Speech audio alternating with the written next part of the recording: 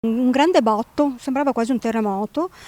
Siamo usciti io e mia figlia subito e abbiamo visto quest'auto, però alla parte destra sembrava non ci fosse niente perché era abbastanza intatta.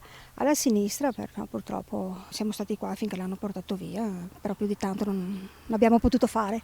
Erano le 3, pieno cuore della notte, quando tutte le famiglie che vivono lungo la provinciale 26 Bassanese a Gazzo sono state svegliate di soprassalto. Sull'abitazione restano ancora i segni dell'auto, una Fiat Doblò che sbanda per finire la sua corsa qui. Un ammasso di rottami, il veicolo dal quale i vigili del fuoco sul posto con i sanitari del 118 e gli agenti della polizia stradale di Padova hanno estratto in gravissime condizioni Davide Ceccato. Aveva 26 anni, stava probabilmente tornando a casa. Il suo giovane cuore ha lottato in ospedale per poi fermarsi, gettando nello sconforto tutta la comunità.